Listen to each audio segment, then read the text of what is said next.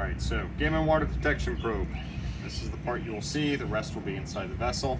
This is what's hiding on the inside of the vessel. This is a little Teflon seat.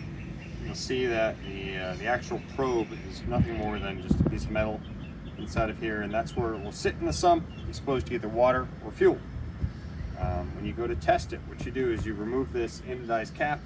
It's on a cam groove. By doing that, it closes the seat off, right? So now it's no longer seeing whatever fluid's in the sump. So even if there's water, fuel, whatever's in the sump, it's sealed off.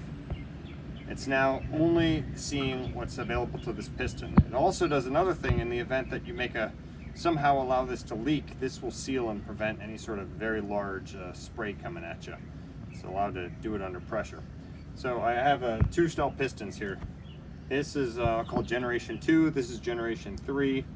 You have the very, very old one. It will look more like this Generation 3 one. But what you do is it sits in a cam groove. And the first thing I usually check is see if it will just pull out. Give it a good tug. If it won't pull off, then you got to get the ears out. You do that by a quarter turn, left, or loosen, and it will come out. Now, that's a good example. I want to show you that one more time just because this is often a point of confusion. So it won't come out. Gave it a quarter turn. On a light tug, it's not going. You have to really give it a decent little tug sometimes.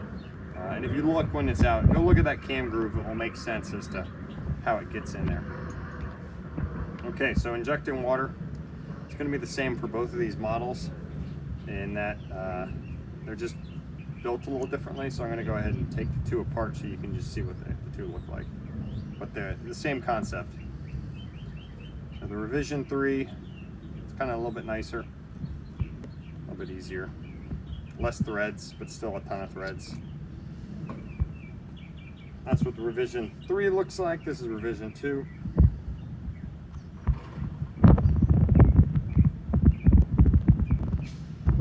Lots of threads.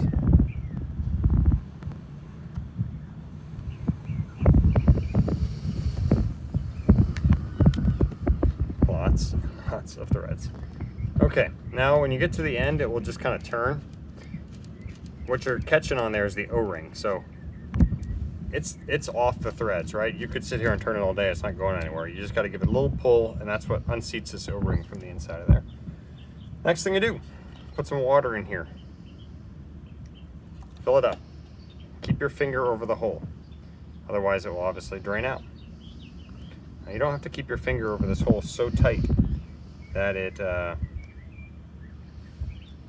you absolutely won't come out, because as you start to push this in, it's going to need to start spraying some water, and then you can turn it upside down. If you look carefully, you'll see the surface tension. See how as I turn that, it's injecting water? It's injecting water under a decent amount of pressure, so it will overcome any pressure in that vessel. But give it a couple turns just so it's seated. But keep the assembly like this so there's still a bunch of water I can inject. Go ahead and when you put it in, same as when you took it out, except you're going to turn it the opposite way to tighten it. Okay, make sure it's in there. Now it's not in there. It's in, but it's not. You got to be able to get that quarter turn. I did the quarter turn there, so I'm okay. Now I'm going to cheat and push this in just so you can see what will be happening. Actually, I'll just go ahead and start injecting some water, and you'll see the water drop out.